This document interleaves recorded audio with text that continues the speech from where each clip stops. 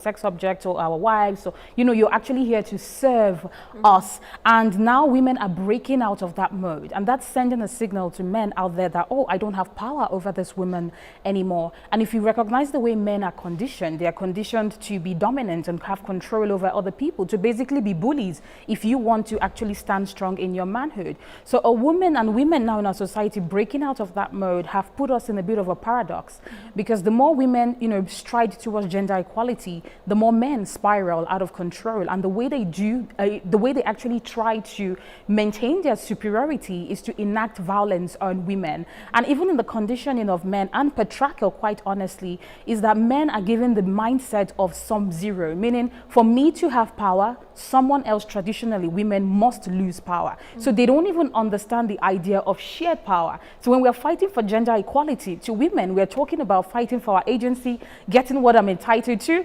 A man is seeing it as, you're coming to take from me. So we need to have those kind of conversations when it comes to patriarchy, and when it even comes to leadership. Women in leadership actually faced with a higher rate sometimes of gender-based violence. And that's one of the reasons that make GBV very, very troubling, because it happens across all sectors, from if you're educated, uneducated, rich, poor, it doesn't matter the age that you're in, you can find yourself in that position. And to ascend the ladder of power, the idea is that, oh, now you can break out of that mode. But because of, again, like she said, the societal ideologies of what a woman is meant to be, you find yourself in a violent situation.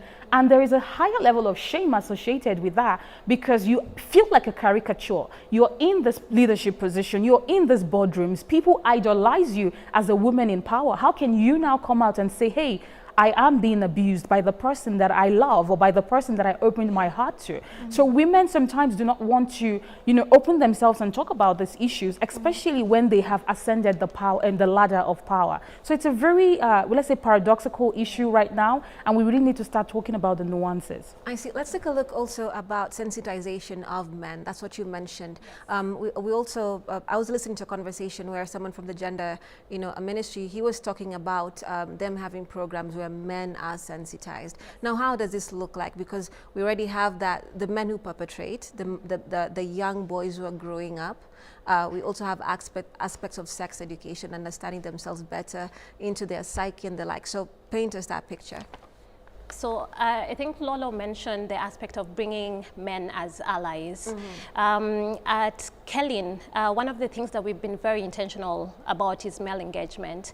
And we think it's a game changer because, one, many of the SGBV cases are perpetrated by men. So if we target the men, we're already targeting, the reason why this is happening and why they want to have control in a way over women.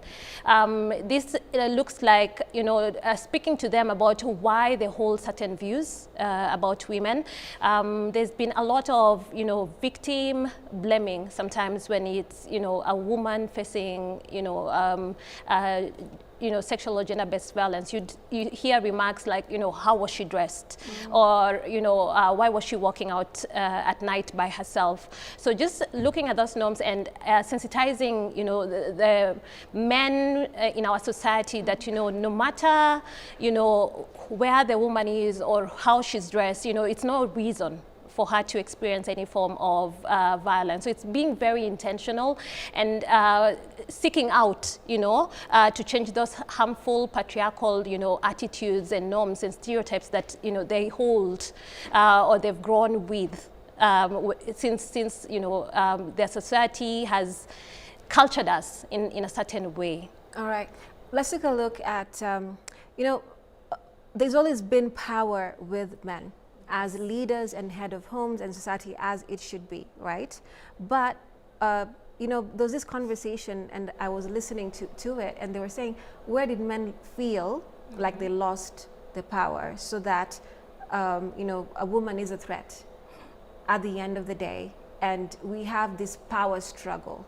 When we speak about relationships these days, the conversations around, is she submissive? Is she this? Is she that? And then it ends up becoming a whole other conversation into other, Lolo, I can see you. What is happening? What is happening? I'm having a visceral reaction. Literally a visceral, it's out of body reaction. Right. Okay. You get my perspective, you know. So where this dynamic shift out of a healthy, you know, just, you know, family structure into now a really a crazy power struggle. Okay. So out of your visceral, all this out of my visceral reaction. To be quite honest, you said something about how, like, oh, men have always had power, they're the head of the household rightfully and all that. If we're being the traditional, if we're being realistic and honest, women have been the one with the power. Men have always hijacked the power because they've lived in a society that believes that if you make the money, then you have the power. But when you break down the duties and the roles that the women carry out in the home, it doesn't function without them. So what we see right now in our society is that women are recognizing that, wow, I'm smart. I've been leading this home, maybe I do have a say. And then we live in a society where the economic situation doesn't allow you to have a, you know, one single income household. So women now go out to work. And when you're working and bringing in the money, it gives you a bit of power as well to be able to say, maybe I don't want to do that because I'm also contributing to this home. So like I said earlier, this gender struggle, it's almost imagined because women are not coming to take power from men. Women are just standing in their own rights and looking and accepting what is rightfully theirs. You come to work every day. Why should you give your salary to your partner? But you're here, it's 9:30 to 10 p.m. You're working. A lot of women will do this work and still go back home and cook, take care of the kids. So that we have now the double burden. So it's I think the conversation about, oh, we want a woman to be submissive, it's like, honey, you have to come to the 21st century. No, you have to be in the 21st century and recognize that the women of today are not your mothers. And have you had a conversation with your mother? Because the women of today are having conversations with their mothers and their mothers are telling them, don't do what I did. But you're idolizing your mother because you never really saw your mother as a human. You saw her as someone who provided for your needs. So when men say we need a submissive woman, it's like you can't even afford a submissive woman. Can you take care of the home and have a submissive woman? You can't. So we really need to start having real conversation and ask men, what is it exactly that you feel like you're losing? Is it the idea of who you thought you were meant to be? The reward that you've been conditioned that you were going to get when you grow up? But now you're living in a world where that reward doesn't seem like it's coming to you. And then you're spiraling out of control. The question men need to start having is, how do I show up as a modern man in the 21st century? I can't be like my father because the women right now are not like my mothers. How do I step up to make sure that I can partner with the kind of women that I see right now? A woman who is a working class woman, or a woman who even knows her rights, that is working day to day, will not put up with a man that still believes she has to submit to him just because you're a man. So we have modern women, but the men haven't caught up. And that's why they are stuck in that paradigm of fighting for power that no one is trying to take from them. Right. Now, let's also take a look. Okay, you can add it and Nana. I was just going to add one little thing around when that power change, you know, shifted. And I think education had a big role to play. In traditional societies, you know, women didn't get the chance to go to school, and there was the aspect of, you know, being left behind. But as, you know, more and more girls, as more women get educated, you know, they get to know their rights, and there's a shifting in terms of the power between men and women, where then, you know, it's an equal world. And therefore, it's all for us, you know, it's not just for one gender against the other gender, but it's for all genders. Right. Now, I wanted to ask the aspect of the audacity of when the president mentioned and gave a directive during the swearing in of the new DP that the security agents should uphold, you know, this matter of femicide very seriously and take action and the like. Literally the next day, I remember on Saturday, that was on a Friday, I believe, on Saturday, we had a lady in Kasarani being stabbed to death by her partner, you know, so, and then we had other cases after that. So there's a very big disconnect with what is officially out and the actions on the ground, or is it that we don't seem to quite diagnose society properly in exactly what is happening, and we can say this is bad, and we know it is, but the fact that we've had 97 women dead in a span of 3 months is quite alarming. So that means that was what, 30 women every month, more, you know, and then now plus the other extra that is added more. So that means we can even count more after the 97. Yeah. So give us that perspective. Exactly, how can we really explain this? Me or her? You can continue. She already mentioned the point. So okay. I think having laws and having policies are great, but the enforcement of these laws is more important, and also changing the cultural norms. Because Africa, just particularly, we're not talking about the West, but Africa, Kenya, East Africa, it's a very cultural society. So even if we put out laws and put out policies, do I feel like I can actually report my partner in the police station because he violated me? Or have I accepted domestic violence as a domestic issue that even if you report to your elders in your family, they tell you, don't tell anybody, you know, like you said, some women say, that's just how men are, you know, he loves you, that's why he's correcting you. So even when they've put out the directive and say, let's take femicide, you know, seriously, the people themselves do not take it seriously. And then when we look at the law enforcers, when you report somebody, they don't even arrest the person. The person who abused you is roaming the same street as you the next day. Of course you're afraid. And when you look at the statistics, women who have been killed are often women who are already in abusive relationships that have reported in the past, but they've done nothing to help protect, you know, the victims of these issues. So we need to ensure that, you know, we're not just having directives or having, you know, policies put in place. Are we enforcing it? Are we making sure that even culturally we are unlearning? We had this conversation when you were here. How can that be done? I mean, I think we need to, sorry, go on. So you can add, you can continue later. Yeah. I think we need to train our police officers. I feel like there is an orientation problem, first of all, that even the enforcers of, or protectors of us, they don't understand the gravity of what we are talking about, because women now are seem to be expendable. And when an abuser knows that they can go scot-free, bringing out policies don't seem like a deterrent. It just seems like a, you know, it's something that they need to overcome. It's an obstacle for them, and you're just wasting their time. Don't worry, tomorrow they would continue. And we also need to acknowledge the fact that our protectors are sometimes our predators. So if the people who are meant to, you know, enforce these things are the ones doing it to us, where do we go to from here? So these are certain nuances I think we need to start talking about, but even re-educating the police officers and the enforcers to recognize the impact of this, that this is real life. People are dying. All right.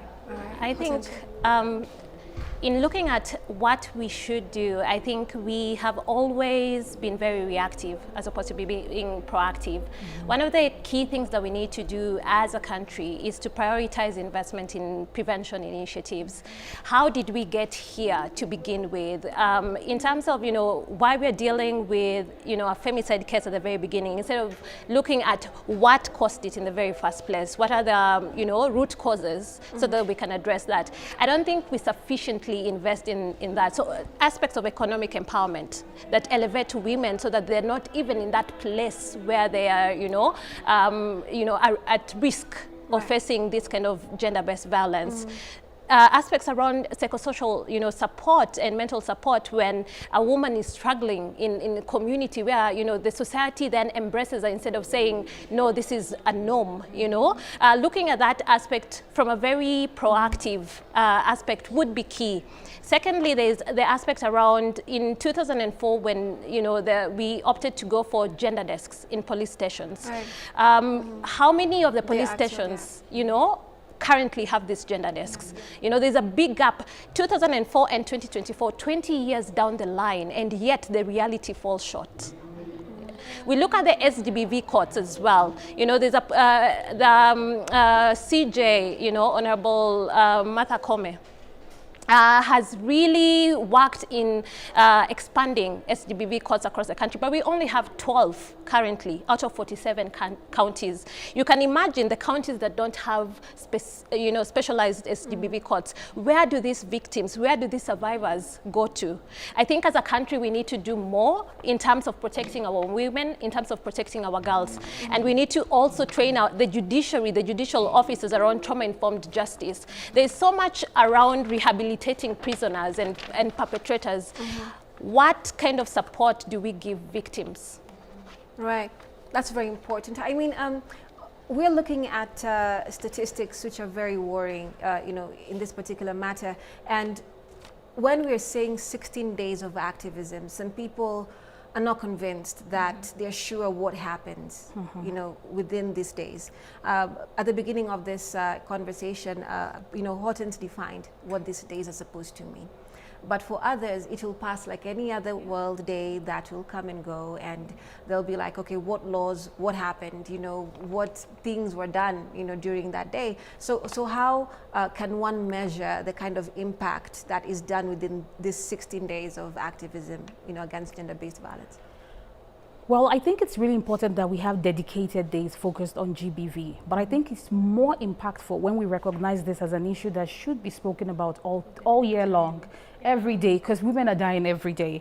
So for the 16 days of activism, it's really, like the word says, activism, amplifying the campaigns that are out there, creating programs specific for those 16 days to ensure that, you know, maybe the things we've been doing for the whole year is amplified in that particular day. And, you know, the last day of this 16 days is Human Rights Day. So it's just a nice way to merge everything together. So 16 days is really focused on amplifying the work we've already been doing for the whole year. And if we're trying to see how do we measure the impact of this success? I think we have to talk about like discussions that we're having around it. Do people actually care? Like, you know, you mentioned, like, it has now become almost just an annual thing, a way that, I mean, this is going to sound terrible, sorry. It's a way some NGOs get funding. Oh, 16 days, they do nothing the whole year. They wait for 16 days to get funding for 16 days, and then they make a whole, you know, statement. So yes, it's important that we use 16 days to amplify what we're talking about, but we should never wait for just a particular, this is the end of the year. We should make sure that we're amplifying our voices all year long. And one thing I would love to see, I think we need to have stronger and bolder campaigns, especially if we're talking about 16 days. There's no reason why we shouldn't have billboards on the road that says men stop killing women, or men, when you buy pizza for women, it's not the cost of her life, because we know that this kind of billboards that elicit a response is what we need. I mean, the billboard that Senator Gloria did around menstrual, you know, cycle and periods, I know the conversation that it drove. You're in the Uber and the guy passes it and it starts a conversation. Parents are talking to their kids about it. We need to be bold like that when it comes to GBV, especially if we're focused on 16 days. We need to ensure that you'd never pass a place without knowing that something is happening in that 16 days. And for some people, it could be like, oh, this is jarring and you're being provocative. But when we're talking about femicide, we really do not have the privilege of respectability politics turning our messaging. We need to ensure that our voices are being heard. And it is not the most jarring thing that we would see on the road when it comes to advertising. You cannot drive past Kilimani, Kileleshwa, Lavington without seeing the billboards on every street with the message saying massage.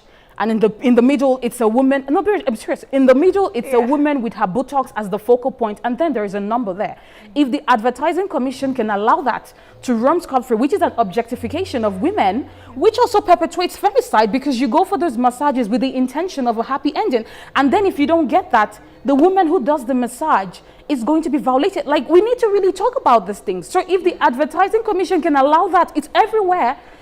They should be able to allow campaigns and billboards that put out those kind of messages. And if the president has declared femicide like a national emergency, he needs to put his money where his mouth is, release the funds so that we can run campaigns, so that we can focus on protective, you know, and preventive measures, and so that we can build more shelter homes for survivors of gender-based violence. Right, Hortense, your perspective. I will start by saying, when I think about 16 days of activism, I think about, you know, not, or ensuring that no other woman faces this. You know, no other woman has to experience gender-based violence. I'll give you a story of my life, you know. Born and raised by, you know, in Kakamega. My dad passed away when I was very young, you know, about 3 years old, and I was raised by a single mom. When she started dating again, the man was very abusive. Quote unquote, my stepdad. And in the end, you know, there was a severe beating that my mom, you know, experienced when she was carrying the child of this man. So my stepbrother. And at that time, the health facilities in Kakamega were not, too advanced. And the beating, she had braided hair at that time, and my stepdad literally pulled the braids out of her head. So in the middle of her head was a wound that was bleeding, but all that the doctors could do, was manage it. There was no scan at that time, 1997. So many years back, yeah. At the end of the day, she developed, a condition called stroke. She got paralyzed on one side, and we lost her a year after she gave birth to my stepbrother. Every time I think about 16 days of activism, I think about all the women who've had to suffer sexual and gender-based violence, who continue to be killed, who continue to be mistreated, to be discriminated upon, and yet nothing is happening. The sexual perpetrators, the offenders, go scot-free. Where is the justice? And yet we continue to live in a society where we embrace this and we normalize the violence. For me, 16 days of activism is a hard stance to say that this should not be happening, that this should stop, because it affects all of us. There's so many women out here who've experienced this and continue to live with invisible, scars. Yeah, so many times, someone has called me and said, I was at home today and, my husband has strangled me and there's nothing I can do. A friend of mine went for an introduction ceremony, for dowry, the customary, and the day after, the cows were given to her family, she sent me a disappearing, WhatsApp disappearing messages with a black eye. And you continue to wonder, if society is so immune or desensitized to the issues and the pain that women go through. And this, there's a wide range of gender-based violence, but 16 days of activism is not just a cry for help, it's a call to action for all of us, for the women, for the men, for the civil society, for the state, for the development partners to do something, to strengthen legal frameworks, to ensure access to justice, to ensure that the law enforcement and the ODPP's office is prosecuting these cases. It's a call for us to stop normalizing violence in our society. Right. Hortense, I'm sorry about that scenario, and thank you so much for being brave and sharing it here. It means a lot, and whoever else would be facing this, can be able to get strength, that you're sitting here in your strength and being able to talk about it. So highly appreciated. Thank you so much, and I'm sorry. Thank you. One of the things that we need to highlight is the psyche of a human being. People who have faced this kind of violence. We always speak about mental health when it comes to this particular aspect, and it's almost generalized, and it's even joked about, trivialized to some extent, because of how everyone will be like, oh my God, my mental state is just a mess today. But you look at how it almost changes the fabric entirely of different individuals. So yeah. I need you to highlight that, and even the aspect of healing and getting on the other side. And for those who are in it, the shame, and also how society can basically make one feel victimized, that they may not be able to speak about it. One lady was saying, I spoke about my scenario and I feel defined by it. That's what she was saying. Whenever she'd come on social media, speak about any other thing, she would be reminded that she was a divorcee who was beaten because of ABC. So they would always relate her personal experience to her work. Well, thank you so much for sharing your story. And I'm so sorry as well. Thank you. I think it's a layered conversation, and you've actually set the template for it in terms of the nuance of it. We live in a society that defines a woman by the violence that she has experienced, and not by the way she has survived or triumphed from that indictment. And the moment she shows the fact that she's strong and she has built herself up, the men and society want to remind you that no, this is who you really are. This person you are right now, that's not who you are. But I really really commend women who continue to use their voices to share and say, hey, I went through this is who I am now, because it gives voice, it gives power and strength to a lot of young girls and women who are in those situations. They might not have the voice to come out and talk about what they're going through, but they're drawing strength from you as well. So that's definitely one thing. And with social media, thank God for that, a lot of women have been able to use that platform to learn from each other and to connect with each other. And I feel like social media has become a platform for healing. Even if it has its toxic elements to it, it's become a place where women can listen to what's happening in Kenya and in Ghana and recognize it's not about me. Because the thing about shame and violence is that it brings a level of shame where you think, I caused the problem. It's me that made him hit me. So when you see that this is not an isolated case, it's not about you, it's always about the abuser. There's a level of freedom, a liberation that comes from that knowing. You know, and when it comes to mental health, not a lot of us have access to it because it is also not, it's not accessible. It's quite costly for people to be able to speak to a therapist. So what can we do? We need to just, reach out and use the free resources that we have online. Talk therapy, having safe spaces where young women can come together and have discussions about this, because that's a way that we can heal together. And I want to believe that the last one I'll say is, it needs men to come into this conversation, because right now there is a distrust among sexes. Women are scared of men, rightfully so, because not all men, but always a man. So if you want us to heal and move to the other side, I need to be able to cohabit with you without the, the yearning and the voice in my mind that tells me that if I move an inch from the wrong way, you might attack me. You can never have peace when you're walking around eggshells. So we have our personal healing, we have community healing where we can do with social media, or just organizing small community sessions with young women and grown women in different communities, but also bringing men into the conversation and saying, hey, we want to heal. Trauma breaks the fabric of a society, not just as an individual, because that changes your biological state. But if a society doesn't have trust among each other, then the social contract has been broken. All right. Ladies, thank you so much. I appreciate you coming here and having this conversation, which is very critical, very pertinent. And Hortense, thank you for being brave. We appreciate you being here. And like I said, someone else watching, will gain the strength and even be inspired that you could be here and narrate your experience. Lolo, I appreciate you coming in and also sharing with us your perspective and insights in this conversation. Thank you, ladies. Thank you for having us. You're welcome. You're welcome. Right, our guests this evening have been Lolo Cynthia, she's a gender analyst, and Hortense Munishi, Deputy Executive Director and Head of Programs at Kelin, Kenya. Right, so of course, after this is the sports news with the one and only Gladys Midecha.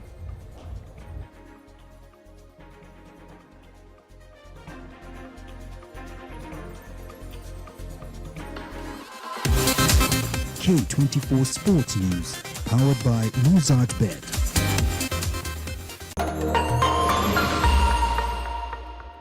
Back to the future. The future is simulate. Bet smarter. Win faster now. Be a winner.